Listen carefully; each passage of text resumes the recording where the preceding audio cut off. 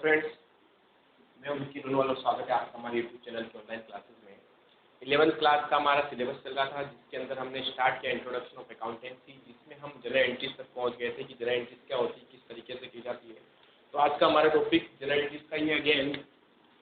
तो general entries के अंदर हम इसके रूल्स पढ़ चुके हैं कि किस तरीके से जनरल एंट्रीज के रूल्स होते हैं, किसी भी लेन देन को किस तरीके से रिकॉर्ड किया जाता है, वो सब हमने पढ़ रखा है। प्रैक्टिकली हमने इसके ऊपर कर रखा है और अब अपन इसके अंदर कुछ आपके बुक के क्वेश्चंस ले रहे हैं। ठीक है, आपके जो अकाउंटिंग के जो लेन देन है जिसको बुक्स में रिकॉर्ड करते हैं, जनरल एंट्रीज जहाँ पर की जाती है, उसके लिए आपके पास 3rd चैप्टर है, जहाँ पर आपके लेन देनों को रिकॉर्ड करने के लिए पूरा चैप्टर दे रखा है, जिसके अंदर कुछ एग्जाम्पल्स हैं, कुछ क्वेश्चन हैं, जो हमारे गोल्डन रूल्स हैं, जो हमारे टाइप ऑफ अकाउंट्स है जो हमने पढ़ रखे हैं, वो सारे आपके 3rd चैप्टर में दे रखे हैं। ठीक है, तो 3rd चैप्टर के अंदर आइए और हम आज स्टार्ट करते हैं आपके क्वेश्चन नंबर 1 से कि किस तरीके से आप ट्रांजेक्शन्स को रिकॉर्ड रखोगे। पेज नंबर 95 आपकी जो नई बुक है, नया सिलेबस लेना, नई बुक आपको परचेज करनी है। ठीक है, आरबीएससी की 3rd चैप्टर के अंदर सबसे फर्स्ट है हमारे पास में क्वेश्चन नंबर 1। अब देखिए क्वेश्चन नंबर 1 एक्चुअल में है क्या। क्वेश्चन नंबर 1 अकाउंटिंग इक्वेशन का क्वेश्चन है। मैंने अभी तक आपको अकाउंटिंग इक्वेशन समझा ही नहीं है, बट उसी क्वेश्चन को अपन जनरल एंट्रीज में करें। ठीक है, तो जब हम अकाउंटिंग इक्वेशन पढ़ लेंगे उसके बाद में अपन अकाउंटिंग इक्वेशन के क्वेश्चन करेंगे, तब तक अपन जनरल एंट्रीज करते हैं। क्वेश्चन नंबर 4 के अंदर क्वेश्चन नंबर 1 के अंदर आपके पास 4 ट्रांजेक्शन। फर्स्ट ट्रांजेक्शन जो है ए ट्रांजेक्शन, देखिए क्या लिखा हुआ है हर्ष ने रोकड़ का निवेश कर व्यापार प्रारंभ किया। Harsh invested the capital and started a business. तो हर्ष ने एक बिजनेस स्टार्ट किया with ₹2 lakh. Harsh started a business with ₹2 lakh. ठीक है, हिंदी में देखा जाए तो हर्ष ने 2 लाख रुपए लगाकर व्यवसाय प्रारंभ किया।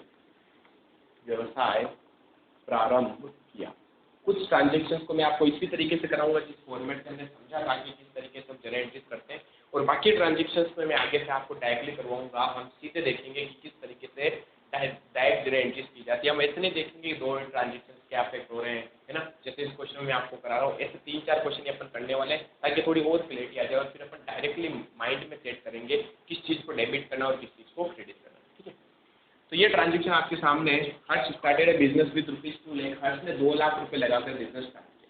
तो जैसे कोई लेन देन होगा, जैसे कोई ट्रांजेक्शन होगा, हमें सबसे पहले ढूंढना है कम से कम उसमें 2 चीज़ क्या अफेक्ट हो रही है। ठीक है, तो इस ट्रांजेक्शन के अंदर, इस लेन देन के अंदर हमें वापस ढूंढना है कि कम से कम 2 साइड क्या अफेक्ट हो रही है। हम जब भी अकाउंटिंग करेंगे, हम अपने आप को हमेशा बिजनेस मान के अकाउंटिंग करेंगे। हम बिजनेस के मालिक नहीं है, हम बिजनेस है। ठीक है, तो बिजनेस के मालिक ने बिजनेस पर पैसा लगाया, तो इस केस में क्या हुआ, 2 साइड इफेक्ट हो। एक तो बिजनेस का मालिक जब भी बिजनेस में पैसा लगाता है तो इसको बोलते हैं कैपिटल, तो हमें एक अकाउंट ओपन करना है कैपिटल का, और दूसरा वो जब पैसा लगाएगा तो हमारे पास में कैश आएगी, नगद आएगी, और नगद आने पर हमेशा कौन सा अकाउंट ओपन किया जाता है, कैश अकाउंट। तो जब भी बिजनेस स्टार्ट करते हैं तो पैसा लगाते हैं तो 2 अकाउंट हमारे पास में ओपन हो जाते हैं। पहला अकाउंट यहाँ पर ओपन हो जाएगा हमारे पास में कैश का, तो हम कहेंगे कैश का अकाउंट ओपन कर दिया। दूसरा हमने कहा कि उसने जब पैसा लगाया तो उसको हम बोलते हैं कैपिटल, तो हमें कैसा अकाउंट ओपन करना है, कैपिटल। कैश अकाउंट कैसा अकाउंट होता है, कैश अकाउंट रियल अकाउंट होता है, वस्तुगत खाता। कौन सा खाता, वस्तुगत खाता। क्यों होता वस्तुगत खाता, क्योंकि यह संपत्ति से संबंधित होता है। नगद हमारे पास पड़ी है, हमारे लिए वो एसेट मानी जाएगी। ठीक है, क्योंकि मेरा उसके ऊपर अधिकार है। दूसरा है कैपिटल। कैपिटल जो अकाउंट होता है वो होता है पर्सनल अकाउंट। कौन सा अकाउंट होता है, पर्सनल अकाउंट, यानी कि व्यक्तिगत खाता। क्यों पर्सनल अकाउंट होता है, क्योंकि 2 तरीके के अकाउंट पर्सनल अकाउंट होते हैं। पहला जिसमें कोई व्यक्ति का नाम आता हो, जैसे राम, श्याम, घनश्याम, किसी भी पर्सन का अगर नाम आता है तो वो हमारे लिए पर्सनल खाते होते हैं, किसी व्यक्ति से संबंधित। दूसरे वो सारे अकाउंट भी पर्सनल अकाउंट होते हैं जो किसी चीज़ का प्रतिनिधित्व करते हो, किसी का रिप्रेजेंटेशन करते हो। जैसे मैंने कहा बिजनेस के मालिक को रिप्रेजेंट कौन करता है बिजनेस में, उसकी कैपिटल, उसने कितना पैसा लगा रखा है। ठीक है, तो कैपिटल हमेशा बिजनेस के ओनर को रिप्रेजेंट करती है, इसलिए हमने कहा कैपिटल कैसा अकाउंट होता है, पर्सनल अकाउंट। ठीक है, तो ये व्यक्तिगत खाता हो गया। अब इनके नियम की बात की जाए तो वस्तुगत खाता, रियल अकाउंट क्या कहता है, जो भी चीज बिजनेस में आती है उसे डेबिट करो। The things which comes into the business will be debited. तो देखिए जब बिजनेस के मालिक ने पैसा लगाया तो हमारे पास क्या आया, कैश आई, नगद आई। तो हमने कहा नगद हमारे पास में आई है, कम्स कम्स इन, इसलिए इसको क्या करेंगे, डेबिट करेंगे। नियमों के आधार पर काम करना है। तो देखो सबसे पहले पता करो कौन सा खाता है, फिर उसके ऊपर उसका रूल एप्लीकेबल कर दो, अपने आप एड की हो जाएगी। पर्सनल अकाउंट व्यक्तिगत खाता है, कौन सा, कैपिटल अकाउंट। कैपिटल व्यक्तिगत खाता है, व्यक्तिगत यानी पर्सनल अकाउंट। पर्सनल अकाउंट का रूल क्या कहता है, पर्सनल अकाउंट का रूल कहता है the person who receiver will be debited, मतलब जो भी व्यक्ति पाने वाला होता है उसको हमेशा डेबिट किया जाता है, and the person who giver, जो देने वाला होता है, विल बी क्रेडिटेड, उसको हम क्रेडिट करते हैं।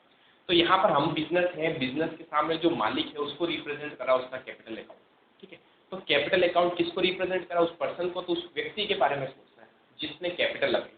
कैपिटल बिजनेस में किसने लगाई, बिजनेस के मालिक ने यानी ओनर ने। तो ओनर कौन है, पाने वाला है या देने वाला है, रिसीवर है या गिवर, वो गिवर है, रिसीवर तो हम है। हमें कभी भी अपना नहीं सोचना है कि हम रिसीवर है या गिवर, नहीं, हमें सामने वाली पार्टी का सोचना है, जिस व्यक्ति के साथ हम ट्रांजेक्शन कर रहे हैं, जिस पर्सन के साथ हम ट्रांजेक्शन या लेन देन कर रहे हैं, ठीक। तो हमने कहा कैपिटल किसने लगाई, बिजनेस के मालिक ने। बिजनेस का मालिक रिसीवर है या गिवर है, गिवर है क्योंकि वो हमें पैसा दे रहा है ना। तो गिवर को हमेशा क्या किया जाता है, क्रेडिट। रिसीवर डेबिट होता है, गिवर क्या होता है, क्रेडिट होता है। तो जनरल एंट्री हो गई हमारे पास, क्या एंट्री हो गई, कैश आई बिजनेस में, तो कैश अकाउंट डेबिट, और टू कैपिटल अकाउंट, क्योंकि वो कौन है, गिवर है, टू कैपिटल अकाउंट। समझ गए, आई होप कोई दिक्कत नहीं हुआ होगा आपको। इसको हर एक एंट्री को मैं डेप्थ जाकर समझा रहा हूँ, अगर फिर भी आप नहीं समझ पा रहे हैं तो इनको क्लासेस को वापस रिवाइज करके एक बार वापस आप रीड करें, ठीक है, क्योंकि कहीं ना कहीं कोई ना कोई दिक्कत जरूर आ रही है। तो हर चीज़ को अच्छे से रीड करें आप। तो ये था हमारा फर्स्ट लेन देन। अब चलते अपन सेकंड ट्रांजेक्शन, इन सब ट्रांजेक्शन को उतारना आपको। सेकंड ट्रांजेक्शन जो है वो क्या है हमारा, देखिए, नमन से रोकड़ देकर माल खरीदा, यानी goods purchased from, goods purchased from Naman, Naman in cash of ₹40,000, of ₹40,000। आज हम कुछ और ट्रांजेक्शन भी पढ़ेंगे ना, पहले 4 एंट्रीज कर लेते हैं, सीखते हैं इसके अंदर। हिंदी में अगर इसको लिखा जाए तो नमन से 40,000 रुपये का माल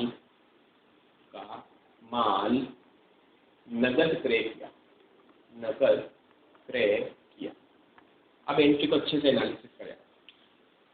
जब भी बिजनेस में गुड्स खरीदा जाए, माल खरीदा जाए, तो हमेशा याद रखना परचेज का अकाउंट ओपन किया जाएगा। माल खरीद रहे हैं तो परचेज, और माल बेच रहे हैं तो सेल्स, ठीक है। तो जब भी हम गुड्स परचेज करेंगे तो एक अकाउंट ओपन करेंगे जिसका नाम ही क्या रख देंगे, परचेज अकाउंट, और गुड्स सेल करेंगे तो सेल्स अकाउंट, ठीक है। तो इस ट्रांजेक्शन में कम से कम 2 साइड कौन से इफेक्ट हो रही है, देखिए, पहला तो गुड्स परचेज किया हमने, माल खरीदा, तो माल आ रहा है तो हमने कैसा अकाउंट ओपन किया, उसके लिए परचेज का अकाउंट। और दूसरा हमारे यहाँ से कैश जाएगी, हमने कैश पेमेंट किया, तभी तो माल खरीदा, माल खरीदेंगे तो पेमेंट करना पड़ेगा, तो कैश हमारे यहाँ से जारी, इसलिए उसको हम क्या करेंगे, क्रेडिट करेंगे, ठीक है। तब समझना 2 अकाउंट, सबसे पहले तो कौन कौन से अकाउंट ओपन हो जाएंगे। एक तो गुड्स परचेज करने पर हमेशा अकाउंट ओपन होता है परचेज का अकाउंट, ध्यान रखना, गुड्स परचेज करने पर परचेज होता है। अगर कुछ और चीज़ परचेज करते हैं अपन, जैसे मैंने कहा मैंने एसेट खरीदी, तो उस केस में परचेज का अकाउंट नहीं होता, ओपन होता, ठीक है। क्यों, क्योंकि सिर्फ गुड्स के अकाउंट के अंदर ही परचेज का अकाउंट ओपन करते हैं। एसेट खरीदने पर एसेट का नाम से हम अकाउंटिंग करेंगे, यानी उसके नाम से अकाउंट खोलेंगे, ठीक है। गुड्स का मैंने आपको बता रखा क्या होता है, गुड्स वो चीज़ होती है जिसका आप ट्रेड करते हो, व्यापार करते हो, यानी खरीदते और बेचते हो, उसको अपन गुड्स बोलते हैं। जबकि मशीन खरीदते और बेचते नहीं, एसेट कभी भी खरीदी और बेची नहीं जाती, ठीक है। तो हमने कहा आपने गुड्स परचेज किया तो सबसे पहले एक अकाउंट ओपन हो गया परचेज का, और परचेज करेंगे तो हमें कैश पेमेंट देना पड़ेगा, तो हमारे यहाँ से कैश क्या होगी, जाएगी। तो दूसरा अकाउंट कौन सा हो गया, कैश का अकाउंट। अब परचेज कैसा अकाउंट होता है, परचेज होता है रियल अकाउंट, वस्तुगत खाता। क्यों, क्योंकि इसके अंदर गुड्स इन्वॉल्व है। क्या इन्वॉल्व है, गुड्स यानी कि कुछ माल है, माल में थिंग्स हो गई एक तरीके से, और थिंग्स से रिलेटेड कोई भी अकाउंट होते हैं वो हमेशा रियल अकाउंट होता है। एसेट्स और थिंग्स से रिलेटेड सारे अकाउंट्स रियल अकाउंट होंगे। दूसरा कैश भी मान ली क्या होगा, रियल अकाउंट होगा। वस्तुगत खाता, क्यों होगा वस्तुगत खाता, क्योंकि ये मान ली संपत्ति होगी, ठीक है। अब रूल एप्लीकेबल करते हैं। रियल अकाउंट का रूल कहता है जो भी चीज बिजनेस में आती है उसे डेबिट करो, the things which comes into the business will be debited and the things which goes out from the business will be credited. जब भी हम गुड्स परचेज करते हैं तो गुड्स हमारे पास आता है ना, आने के ऊपर हमेशा परचेज को क्या करना है, डेबिट करना है, क्योंकि गुड्स आ रहा है, ठीक है। और गुड्स आएगा तो हमें कैश पेमेंट देनी पड़ेगी, तो कैश हमारे यहाँ से जाएगी। जो भी चीज़ बिजनेस से जाती है something which goes out from the business will be credited, ठीक है, उसको हम क्या करेंगे, क्रेडिट करेंगे। तो परचेज क्या हो जाएगा, डेबिट, क्यों, क्योंकि माल आ रहा है इसमें कम से, इसलिए क्या हो जाएगा डेबिट, और कैश हमारे यहाँ से जा रही है इसलिए क्या हो जाएगी क्रेडिट, तो गोज आउट इसलिए क्या कर देंगे क्रेडिट। तो हमारी जनरल एंट्री हो गई, क्या एंट्री हो गई, purchase account debit, purchase account debit, to में आ जाएगा टू कैश अकाउंट, ठीक है। अमाउंट फिल कर देना 40,000 रुपीज़, 40,000 रुपीज़, सिंपल है। तो इस तरीके से हमने जनरल एंट्रीज कर दी। अब देखो जब भी आप जनरल एंट्रीज करते हो ना, तो उसके नीचे हमें उसका नरेशन लिखना होता है। नरेशन मतलब कि एक्चुअल में इस ट्रांजेक्शन में हुआ क्या, उसको एक्सप्लेन करना होता है। तो नरेशन लिखने का तरीका यहाँ से आप स्टार्ट करेंगे, यहाँ पर आपने एंट्री करी उसकी जस्ट नीचे लाइन में, और आप लिखेंगे बीइंग, क्या हो रहा है यहाँ पर, गुड्स परचेज किया जा रहा है, तो हम लिखेंगे being goods purchased in cash. ये हमें एक्सप्लेन करना होगा उसको सिर्फ के ऊपर हमने जो एंट्री कर रखी है वो क्या है। तो अब आगे से हम क्या करेंगे, साथ साथ में नरेशन भी लिखते जाएंगे। तो देखिए पहले एंट्रीज करना सीखें, फिर आप नरेशन लिखें, तो धीरे धीरे सारी चीज़ों को आप क्लियर करें, ठीक है। तो ये हमारी जनरल एंट्री हो गई सेकंड वाली। अब आते हैं थर्ड जनरल एंट्रीज पे, उतारते रहे सबको इनको। थर्ड हमारी एंट्री जो है वो है थर्ड एंट्री, या सी पार्ट बोल देते इसको। 10,000 रुपये मूल्य की वस्तुएं भानु को बेची, यानी कि हमने गुड्स सेल किया किसको, भानु। आप समझ रहे इसको, goods sold to Bhanu of rupees 10,000 in of rupees 12,000, यहाँ 12,000 लिखे, जिसकी कॉस्ट हमारे पास जो थी ना वो थी 10,000, यानी कि भानु को 12,000 रुपये का माल बेचा, जिसकी लागत क्या थी, लागत थी 10,000। अब पहले तो ये पॉइंट क्या है उसको देखते हैं। अब जो पॉइंट समझा रहा हूँ अच्छे से सुनेगा उस चीज को। जब भी किसी पार्टी का नाम आ जाए हमारी बुक से, किसका नाम आ जाए, पार्टी का, जैसे यहाँ पार्टी का नाम आ गया, भानु का नाम आ गया, लेकिन कहीं पर भी कैश नहीं लिखा हुआ है साथ, यानी हमने भानु को माल तो बेचा, गुड सेल तो किया भानु को, लेकिन कहीं पर भी कैश नहीं लिखा हुआ है, तो इन ट्रांजेक्शन को अपन बोलते हैं क्रेडिट ट्रांजेक्शन। लेन देन कौन से, उधार के लेन देन। उधार के लेन देन होने पर ना तो कैश आती है और ना ही कैश जाती है, ये ध्यान रखिएगा। अगर यह लेन देन नगद होता तो नाम के साथ में क्लियरली क्लेरिफाई करता नगद, जैसे पिछले एग्जाम्पल में किया उसने। पिछले एग्जाम्पल में उसने क्लियरली बोला कि हमने नमन से कुछ परचेज किया और नगद में परचेज किया, तो इसलिए हमने माना कि नगद का लेन देन है। ट्रांजेक्शन के साथ कैश ट्रांजेक्शन है, और कैश ट्रांजेक्शन होने पर हमने माना कि पार्टी का नाम कहीं पर भी नहीं आता। तो अब ध्यान से सुनो जो मैं कह रहा हूँ। जब भी नगद लेन देन हो, जब भी आप कुछ परचेज करो या सेल करो या कुछ और चीज़ भी परचेज या सेल करते हो किसी पार्टी से, तो अगर वो कैश में होता है तब तो कैश इन्वॉल्व होगी उसके अंदर, लेकिन अगर कैश कहीं नहीं लिखा हुआ है तो हमें ये मानना है वो क्रेडिट ट्रांजेक्शन है, यानी कि उधार का लेन देन है। और उधार का लेन देन होने पर हमारे यहाँ पर कैश तो अफेक्ट ही नहीं होगी, क्योंकि ना तो कैश आएगी और ना कैश जाएगी। तो जब भी क्रेडिट ट्रांजेक्शन होते हैं तो हमेशा पार्टी का नाम वहाँ पर इन्वॉल्व हो जाएगा। क्या कहा मैंने, जब भी क्रेडिट ट्रांजेक्शन होंगे यानी उधार के लेन देन होंगे तो वहाँ पर हमेशा क्या होगा, पार्टी का नाम इन्वॉल्व हो जाएगा, पार्टी का नाम हो जाएगा। समझ गए, वापस सुनिएगा। अगर कैश ट्रांजेक्शन होता है तो क्वेश्चन क्लेरिफाई करता है नाम के साथ में कि कैश, अगर नाम आ गया किसी पार्टी का, जैसे यहाँ पर क्लियरली इसमें नाम लिख रखा भानु, नाम आ गया तो उस फिर नाम आती तो हमारा दिमाग से तो यही चलना चाहिए, हो सकता है क्रेडिट लेन देन हो। अगर यहाँ साथ में कैश नहीं लिखा तो ये डेफिनेटली क्या होगा, क्रेडिट लेन देन होगा, उधार का लेन देन होगा। अगर ये साथ में लिख देता नगद में तो इसका मतलब वहाँ पर कैश इक्वल हो गई, तो या तो कैश आएगी या कैश जाएगी।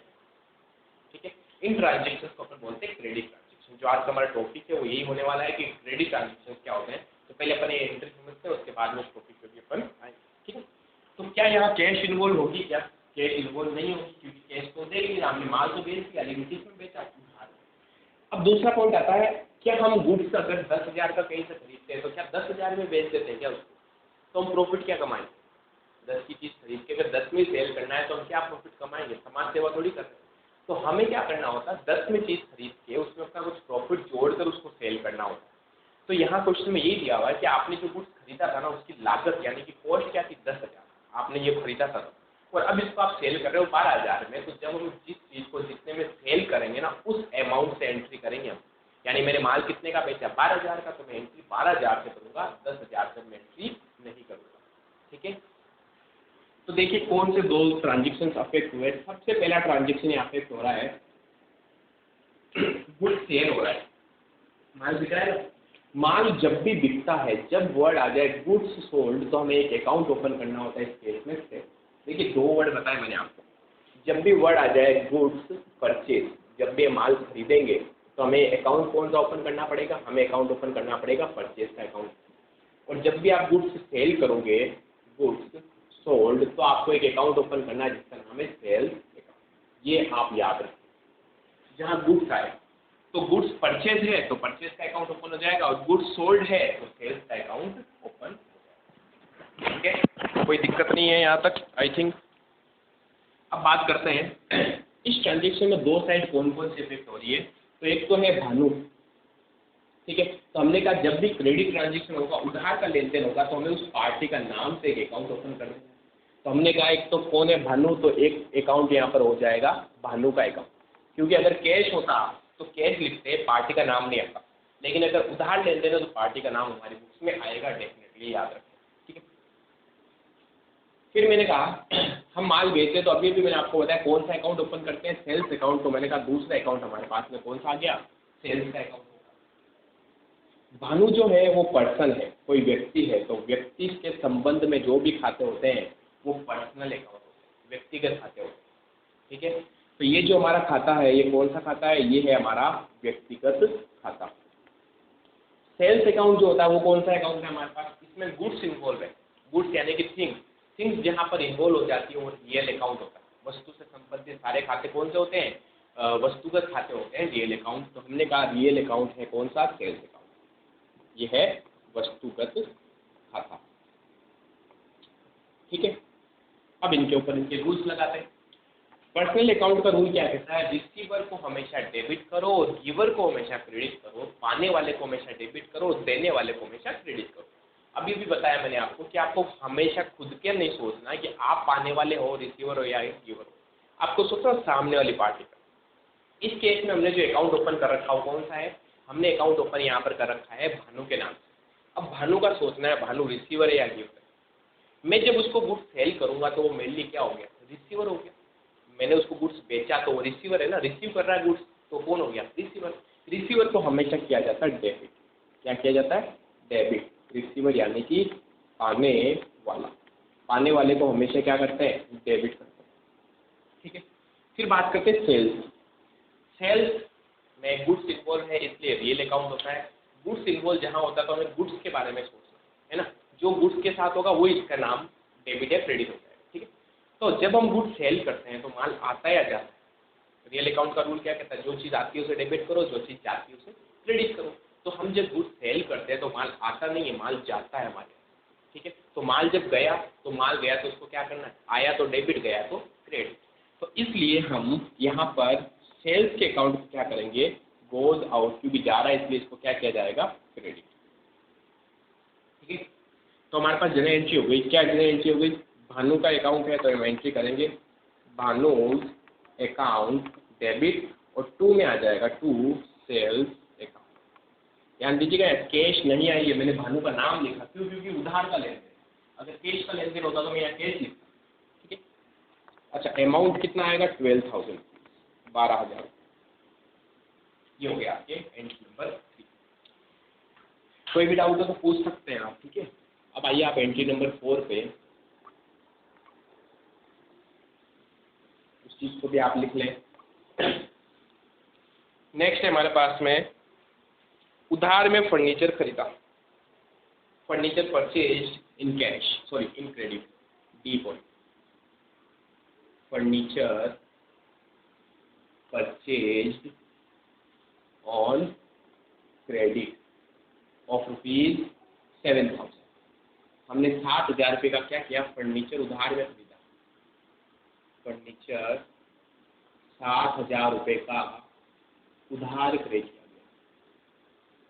अब यहाँ अच्छे से देखो तो पार्टी का नाम ही नहीं है, लेकिन क्या कैश इन्वॉल्व होगी?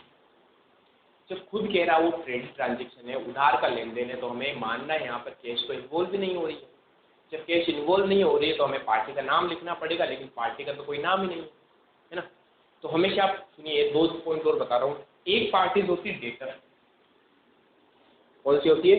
डेटर, अच्छे से देखना। और एक पार्टी होती है क्रेडिटर। डेटर्स कौन लोग होते हैं? हिंदी में इसको बोलते हैं देनदार। क्या बोलते हैं? देनदार। और इसको हिंदी में बोलते हैं लेनदार। देनदार वो पक्षकार होते हैं, वो पार्टीज होती हैं जिसको आप उधार में माल बेचते। मैंने राम को उधार में माल बेचा तो राम मेरे लिए क्या हो गया? डेटर्स हो गया। मैंने श्याम को उधार में माल बेचा तो श्याम मेरे लिए क्या हो गया? डेटर हो गया। तो जिसको आप उधार में माल बेचते हैं, यानी the parties to whom sold goods on credit is known as debtor, उसको क्या कहा जाएगा? डेटर कहा जाएगा। And the parties to whom we purchase the goods, यानी वो पार्टी जिससे हमने गुड्स खरीदा है, आर नोन एज क्रेडिटर, लेनदार कहलाएगी। आया समझ में? तो क्या बोला मैंने? ये कौन सी पार्टीज होती है? ये होती है parties to whom goods sold on credit. ये लिखना आपको कॉपी में, इंपॉर्टेंट चीजें। वह पक्षकार जिनसे उधार माल क्रय किया जाए। वो पार्टी जिनसे हमने उधार में माल खरीदा उसे हम क्या बोलेंगे? सॉरी, क्रय नहीं, विक्रय। ऐसी पार्टी जिसको हमने उधार में माल बेचा है, सेल किया, उसको हम क्या बोलेंगे? डेटर। और इसका जस्ट उल्टा करें तो जिनसे हमने उधार में माल खरीदा होता है उसको हम क्या बोलते हैं? क्रेडिटर। ठीक है। Parties from we purchase the goods, we purchase the goods, यानी कि वो पक्षकार जिनसे माल उधार क्रय किया जाए। परचेज द गुड्स, यहाँ लिख देता हूँ ऑन क्रेडिट, उधार में होना चाहिए, ध्यान रखें। पक्षकार जिनसे माल उधार क्रय किया जाए उसे हम क्या कहेंगे? क्रेडिट। तो ये सारी चीजें बहुत इंपॉर्टेंट है, वापस सुनिए। डेटर्स कौन होते हैं? डेटर्स या देनदार वो पक्षकार होते हैं जिसको हमने उधार में माल बेचा, और वो पार्टी जिससे हमने उधार में माल खरीदा वो होते हैं हमारे लिए क्रेडिटर। ठीक है। अब इस ट्रांजेक्शन में नाम नहीं लिखा तो हम क्या करेंगे? या तो हम लिखेंगे डेटर या क्रेडिटर। दो ही पार्टीज होगी जिसको हम उधार में माल या तो बेचेंगे या खरीदेंगे। ट्रांजेक्शन अगर किसी के साथ आप करते हो उधार का, तो या तो वो आपके लिए डेटर होगा या क्रेडिटर होगा, इसके अलावा कुछ नहीं होगा। क्योंकि या तो आपने खरीदा होगा या सेल किया होगा, इसके अलावा कुछ नहीं करोगे आप पार्टी के साथ लेन देन। तो अब इस क्वेश्चन में देखिए, आपने क्या कर रखा है? आपने परचेज कर रखा है। अच्छा, जरूरी है क्या कि गुड्स ही परचेज हो? अगर आप किसी पार्टी से परचेज करते हो गुड्स की जगह कुछ और चीज भी, तो भी वो आपके लिए क्या होगा? क्रेडिटर ही होगा। ठीक है। तो यहाँ आप लिख दें गुड्स और थिंग्स यानी कि एसेट्स भी आ सकती है, और यहाँ पर भी गुड्स और थिंग्स और तो जिस भी पार्टी से आप या तो माल खरीदो या संपत्ति एसेट खरीदो या गुड्स खरीदेंगे तो क्रेडिटर है मान ली। और मैं अगर किसी को बेचूंगा, चाहे कुछ भी बेचूं, चाहे माल बेचूं या एसेट बेचूं, तो वो पार्टी जिसको हम कोई चीज बेचते हैं उधार में, तो वो मान ली डेटर होगा, और जिससे हम खरीदते हैं वो मान ली क्रेडिटर। इस क्वेश्चन में हम परचेज कर खरीद रहे हैं, तो ये कौन हो गया? मान ली क्रेडिटर, लेनदार हो गया। ठीक है। तो अब इस केस में 2 अकाउंट अफेक्ट हो गया। वापस देखिए, क्योंकि नगद तो आ ही नहीं है, कैश अफेक्ट हो रही है। ट्रांजेक्शन उधार है तो कैश तो अफेक्ट होगी नहीं। ट्रांजेक्शन उधार का है तो कैश नहीं आएगी, तो कैश तो हट गया। दूसरा क्या बच गया हमारे पास? एक तो फर्नीचर आ रहा है, तो हम किसका अकाउंट ओपन कर देंगे? फर्नीचर का। तो हमने कहा एक फर्नीचर का अकाउंट ओपन कर दो। दूसरा हमने कहा पार्टी का नाम नहीं लिखा। देखो अगर नाम होता ना तो हम उसका नाम ओपन करते। राम से खरीदा तो राम अकाउंट, श्याम से खरीदा तो श्याम अकाउंट, है ना, घनश्याम से खरीदा तो घनश्याम अकाउंट। लेकिन यहाँ पर नाम नहीं लिखा, तो हम यहाँ पर इसके लिए वर्ड यूज लेंगे क्रेडिटर। क्यों लेंगे क्रेडिटर? क्योंकि हमने परचेज किया इससे, तो हम यहाँ पर अकाउंट ओपन कर देंगे क्रेडिटर्स का अकाउंट। हमने कहा ये लेनदार है, लेनदार वाले समझ लो, ये हमसे पैसे लेगा, लेने वाला लेनदार और देने वाला देनदार। जो हमसे पैसा लेगा वो मान ली लेनदार हो गया, और जो हमें पैसा देगा वो मान ली देनदार। ठीक है। अब फर्नीचर जो है वो रियल अकाउंट होता है। क्यों रियल अकाउंट होता है? क्योंकि ये वस्तु से संबंधित है, एसेट से संबंधित है। ठीक है, एसेट से रिलेटेड सारे अकाउंट्स कौन से होते हैं? रियल अकाउंट होते हैं। रियल अकाउंट का रूल क्या कहता है? जो चीज बिजनेस में आए उसे डेबिट करो, जो जाए उसे क्रेडिट करो। फर्नीचर आ रहा है या जा रहा है? आ रहा है, इसलिए हम इसको क्या करेंगे? डेबिट। हमने माल खरीदा है ना, कम सिन, इसलिए क्या किया जाएगा? डेबिट। एंड क्रेडिटर्स कौन है? क्रेडिटर्स यानी व्यक्ति, पर्सन से संबंधित जो अकाउंट होते हैं वो पर्सनल अकाउंट कहलाते हैं हमारे, व्यक्तिगत खाते। तो ये व्यक्तिगत खाता है। व्यक्तिगत खाते का नियम कहता है पाने वाले को डेबिट करो और देने वाले को क्रेडिट करो। फिर बताता हूँ, हमें खुद का नहीं सोचना कि हम पाने वाले या देने वाले, हमें सामने वाले पार्टी का सोचना है। ठीक है, तो यहाँ पर सामने वाली पार्टी कौन हो गई? क्रेडिटर्स। क्रेडिटर्स रिसीवर है या गिवर है? हमने उससे माल खरीदा तो गिवर हो गए, वो अब देने वाले हो गए। हमने किसी को बेचा तो अगला पाने वाला हो गया। हमने किसी से खरीदा तो अगला देने वाला हो गया। देने वाला मीन गिवर, और गिवर हमेशा क्या होता है? क्रेडिट होता है। ये गिवर है, इसलिए हम इसको क्या करेंगे? तो बहुत सिंपल एंट्री है। जनरल एंट्री हो गई हमारे पास में। फर्नीचर आया, इसलिए हम फर्नीचर को डेबिट करेंगे। फर्नीचर अकाउंट डेबिट, और क्रेडिटर से खरीदा तो लेनदार हमारे लिए क्या हो गए? क्रेडिटर्स को क्या करेंगे? क्रेडिट। क्यों? क्योंकि वो गिवर आए हमने। तो यहाँ तक फटाफट आप सारे पॉइंट्स को रीड कर लो। शायद आज की क्लास हमारी बड़ी हो गई, तो चलिए आज की क्लास यहीं तक रखते हैं। कल की क्लासेस में आपको क्रेडिट ट्रांजेक्शन के ऊपर और एक्सप्लेन करेंगे अपन। ठीक है, क्लासेस रेगुलर होंगी। अभी से आपकी क्लासेस रोज या तो इवनिंग में 4 o'clock या फिर 7 o'clock, जैसा भी हमारे पास टाइम होगा मैं आपकी क्लास अपडेट कर दूंगा। ज़्यादातर आपकी क्लासेस 4 बजते ही अपलोड कर दी जाएगी, तो 4 बजे आप सब प्रेजेंट रहें। और अगर किसी बच्चे ने हमारी पुराने क्लासेस नहीं देखी तो वो पहले पुराने क्लासेस देखें, नहीं तो ये टॉपिक जो हमारा चल रहा है वो समझ में नहीं आएगा। तो ओल्ड क्लासेस सारी देखें। हमारी यूट्यूब के ऊपर प्लेलिस्ट मिलेगी आपको पूरी की पूरी। हमारे चैनल पे जाएंगे तो आपको पूरी 11th क्लास की प्लेलिस्ट मिलेगी। उसमें 1 by 1 सारे नंबर दे रखे हैं, first video, second video, third video, fourth video, तो आप उस तरीके से उसको रीड करें। ठीक है, कोई भी डाउट हो तो हमसे ज़रूर डिस्कस करें। आप कोई भी प्रॉब्लम हो तो मेरे नंबर आपके पास में, मुझे व्हाट्सएप पे आप मैसेज कर सकते हैं। कॉल करेंगे तो हो सकता है मैं आपका कॉल अटेंड नहीं करूँ क्योंकि मैं बिजी रहता हूँ। नाइट में हो सकता है मैं आपका कॉल अटेंड कर लूँ, बट हो सके तो आप व्हाट्सएप पे मुझे सिर्फ मैसेज करें। ठीक है, चलिए तब तक के लिए थैंक यू।